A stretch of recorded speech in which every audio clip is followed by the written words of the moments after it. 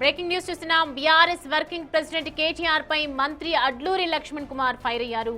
Attention diversion అంటూ కాంగ్రెస్ పై కేటీఆర్ చేసిన comments కి కౌంటర్ అటాక్ చేశారు. కృష్ణా జిల్లాల వాటాపై బీఆర్ఎస్ లీడర్స్ ప్రజలను తప్పుదోవ పట్టిస్తున్నట్లు అభిప్రాయపడ్డారు మంత్రి అడ్లూరి. కృష్ణా జిల్లాలపై చర్చ అంటే చాలు బీఆర్ఎస్ అసెంబ్లీ నుంచి పారిపోతుందని హాట్ కామెంట్స్ చేశారు ఆయన.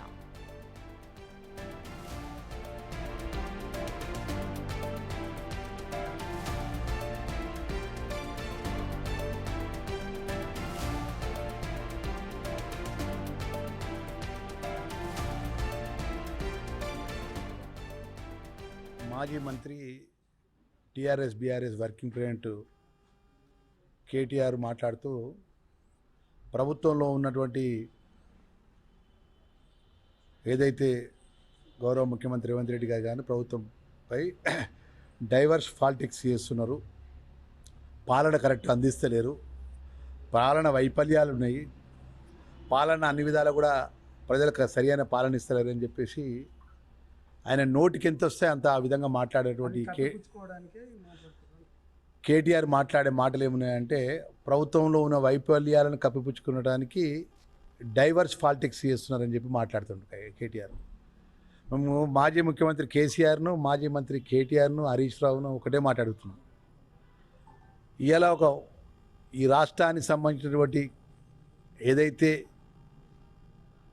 నదీ జలాల మీద మాట్లాడింది మీరు, మాజీ ముఖ్యమంత్రి కేసీఆర్ మాట్లాడాడు.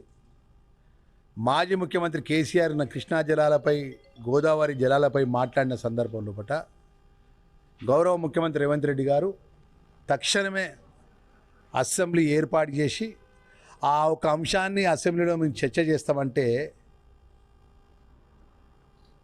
వారు చేసిన ఆరోపణ, కృష్ణా జలాలపై చేసిన ఆరోపణపై చట్టసభల్లో, శాసనసభల్లో చర్చ చేద్దామంటే మాజీ ముఖ్యమంత్రి కేసీఆర్ పారిపోయిండు, కేటీఆర్ అడ్రస్ లేకుండా పోయిండు. 10 ఏళ్ల పాలనలో బీఆర్ఎస్ దోచుకున్న డబ్బుకు మా ప్రభుత్వం నెల వడ్డీ కడుతున్నట్లు చెప్పారు ఆయన.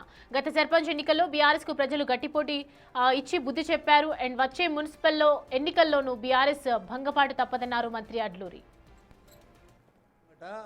మొత్తం తెలంగాణ రాష్ట్రం నుండి అన్ని వర్గాల ప్రజలు శాసనసభలో వాస్తవాలు ఒప్పుకునడానికి, వాళ్ళు చేసిన పాపాలు బయటపడతాయని భయంతో పారిపోయాడు. ఇలా ఫామ్ హౌస్కి మా మాజీ ముఖ్యమంత్రి కేసీఆర్ పరిమితం అయిపోయాడు. ఈ కేటీ రామారావు డ్రామాల ముచ్చట్లు చెప్పుకుంటా ఈయన మా మీద వైఫల్యాలు మాట్లాడుతుండు. ఇప్పుడు ఈ 2 సంవత్సరాల్లో కూడా ఇంత ఆక్రోశం ఎందుకని అడుగుతున్నా కేటీఆర్ను.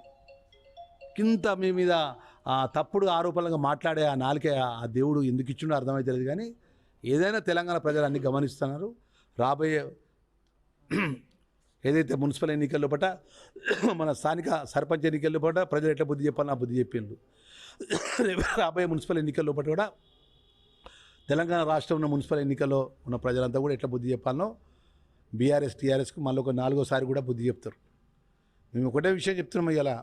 ఇలా ప్రభుత్వాన్ని నడుపుతున్నటువంటి మీరు 10 సంవత్సరాలు ఈ రాష్ట్రాన్ని ఆర్థికంగా సంక్షోభం చేసి 1వ తారీఖులలో మీరు చేసిన పాపాలకు, మీరు చేసిన కమిషన్లతో ప్రాజెక్టుల పేరు మీద దోసుకున్న డబ్బులకు మన ప్రతి నెల 1వ తారీఖుల ఇంట్రెస్ట్ కట్టుకుంటూ, ప్రతి నెల 1వ తారీఖు ఉద్యోగస్తులకు జీతాలు ఇచ్చుకుంటూ, ఈ రాష్ట్రంలో ఉన్న పేదవాళ్ళకి సంబంధించిన సన్నబియ్యం ఇచ్చుకుంటూ, ఈ రాష్ట్రంలో ఉన్నటువంటి అన్ని వర్గాల అర్హత ఉన్న వారికి రేషన్ కార్డు ఇచ్చుకుంటూ, ఈ రాష్ట్రంలో ఉన్నటువంటి పేద ప్రజానికి 200 యూనిట్ల కరెంటు ఇచ్చుకుంటూ, రైతులకు రుణమాఫీ చేసి, రైతు భరోసా ఇచ్చి, నిరుద్యోగులకు ఉద్యోగాలు ఇచ్చి ఇలా రాష్ట్ర ప్రభుత్వం నడుస్తున్నటువంటి ప్రజాపాలన గౌరవ ముఖ్యమంత్రి గారు పరిపాలిస్తుంటే వాళ్ళకి ఏం మాట్లాడినా అర్థమవుతుంది.